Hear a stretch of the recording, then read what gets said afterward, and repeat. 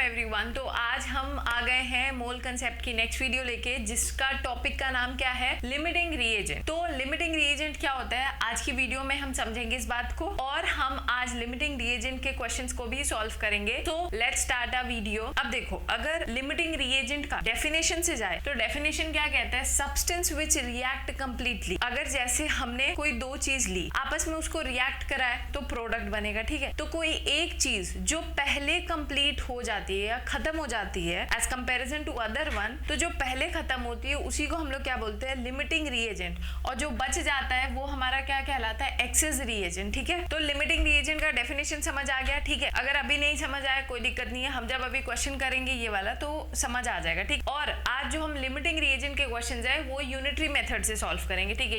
Limiting reagent के question को solve करने के लिए शॉर्ट ट्रिक भी होता है, तो मैं उस पर भी एक वीडियो बना दूंगी, बट एक प्रॉपर फॉर्मेट में क्वेश्चन सॉल्व करना आना चाहिए, वो इसीलिए हम पहले आज यूनिटरी मेथड से कंसेप्ट को समझेंगे, ठीक है। एक क्वेश्चन दे रखा है, 20 gram of CaCO3 treated with 20 gram HCl। हमने क्या लिया, CaCO3 लिया, उसको HCl के साथ रिएक्ट किया तो बनेगा क्या, CaCl2 वाटर और CO2, ठीक। हाउ मेनी ग्राम्स ऑफ, अब बोला इसका 20 ग्राम इसके 20 ग्राम के साथ रिएक्ट कर रहा है, how many grams of CO2 are generated. हमें इस क्वेश्चन में ये भी बताना है कि कितना ग्राम CO2 प्रोड्यूस हो रहा है, क्योंकि CO2 इसका वन ऑफ द प्रोडक्ट है, ये पूछा जाता है क्वेश्चन में, ठीक है। एंड बताना है which is the limiting reagent, ये बताना है कि इसमें लिमिटिंग LR कौन है। हम कैसे सॉल्व करेंगे, तो सबसे पहले जब से मैं स्टोइकियोमेट्री के क्वेश्चन करवा रही हूँ, मैंने बताया था तुम्हें केमिकल इक्वेशन और उसकी बैलेंसिंग आनी चाहिए, और जो मैंने फर्स्ट से फोर्थ वीडियो में मैंने कुछ कंसेप्ट समझाए थे वो बहुत इंपॉर्टेंट है, वो अगर क्लियर है तो फिर स्टोइकियोमेट्री LR जिसके भी क्वेश्चन आते हैं बहुत इजीली सॉल्व हो जाएंगे।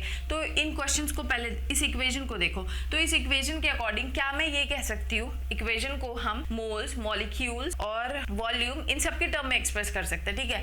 तो यहाँ हम ये कह सकते हैं इसका एक मोल इसके दो मोल के साथ रिएक्ट कर रहा है, तो इसका एक मोल इसका एक मोल इसका एक मोल जनरेट हो रहा है, ठीक। तो अब एक बात बताओ, one mole mass of one mole of any molecule और mass of one mole of any atom is always equals to its gram atomic mass या ग्राम मॉलिक्यूलर मास। यहाँ पे CaCO3 दे रखा है, तो यहाँ पे इसका जो एक मोल है वो इसके मॉलिक्यूलर मास के बराबर होगा, और वो कितना निकल के आता है हमारा 100, ठीक है। और यहाँ पे जब सॉल्व करोगे तो ये कितना आएगा 73, ठीक।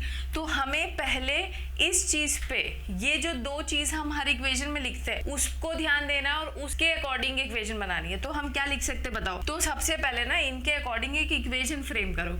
मैं क्या ये लिख सकती हूँ, 100 gram of CaCO3 requires 73 gram of HCl, है ना। मतलब 100 ग्राम ऑफ CaCO3 को कितना HCl रिक्वायर्ड है, 73 ग्राम। तो 1 ग्राम को कितना रिक्वायर्ड होगा, तो 1 ग्राम ऑफ CaCO3 को क्या रिक्वायर्ड होगा, क्या करोगे बताओ, 73/100। तो फिर इक्वेशन क्वेश्चन में क्या बोला है, 20 gram of CaCO3 treated with 20 gram of HCl। तो 20 ग्राम ऑफ CaCO3 को कितना HCl रिक्वायर्ड होगा रिएक्ट करने के लिए, बताओ कैसे करोगे। तो 20 ग्राम ऑफ CaCO3 क्या लिख दोगे, 73/100 इंटू 20। सॉल्व करो इसे, ये कट गया, 2 1 जा 2 5 जा, तो इसमें आंसर आएगा हमारा 14.6 ग्राम। अब ध्यान दो मैं क्या बोल रही हूँ, देखो क्या कह रहा है कि 20 ग्राम ऑफ CaCO3 को 14.6 ग्राम ऑफ क्या चाहिए, HCl चाहिए, ठीक है। ध्यान दो, 20 ग्राम ऑफ CaCO3 को सिर्फ HCl के साथ रिएक्ट करने के लिए HCl का सिर्फ 14.6 ग्राम चाहिए, लेकिन क्वेश्चन में तो 20 ग्राम ऑफ HCl दे रखा है, मतलब 20 ग्राम ऑफ CaCO3 को इसके सिर्फ 14.6 ग्राम ही रिक्वायर्ड है, बट गिवन है क्वेश्चन में 20 ग्राम। तो इसका मतलब ये क्या हो गया, एक्सेस में गिवन है। हाँ, अगर यही 20 ग्राम की जगह क्वेश्चन में लिखा होता ये गिवन मास, मतलब मान लो 12 ग्राम दिया होता, तो तुम्हारा सॉल्व करने के बाद आया 14.6, लेकिन क्वेश्चन में गिवन है 12 ग्राम, तो तुम क्या बोलते कि HCl हमारा रिक्वायर्ड अमाउंट से कम है, तो वो लिमिटिंग रिएजेंट बन जाता। लेकिन अभी जब तुमने सॉल्व किया तो तुम्हें दिख रहा है कि रिक्वायर्ड है 20 ग्राम ऑफ CaCO3 का, इसका सिर्फ 14.6 ग्राम, बट गिवन हमें कितना है 20 ग्राम, मतलब HCl इस क्वेश्चन में हमारा क्या हो गया, एक्सेस रिएजेंट क्या कहलाएगा, एक्सेस रिएजेंट।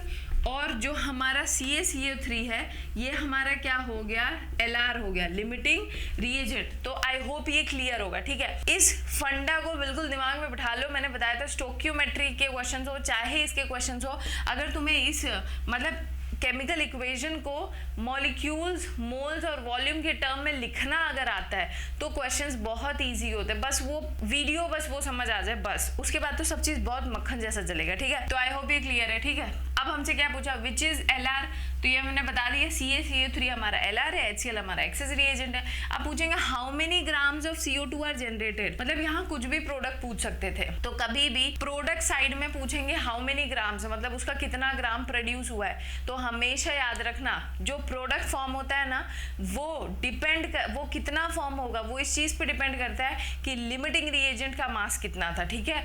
मतलब उसको HCl एक्सेस वाले से कोई मतलब नहीं है, जितना LR होगा वो जितना मास रिएक्ट करेगा उसका उतना ही मास से प्रोडक्ट बनेगा, समझ आया। तो इस क्वेश्चन में हम CO2 का जो फॉर्मेशन है वो CaCO3 से कंपेयर करके निकालेंगे, ना कि HCl से, ठीक है। तो क्या करोगे बताओ, हम क्या करेंगे, इसका 100 ग्राम, इसका 44 ग्राम दे रहा है, इसका 100 ग्राम क्या दे रहा है, 44 ग्राम ऑफ CO2 दे रहा है ना।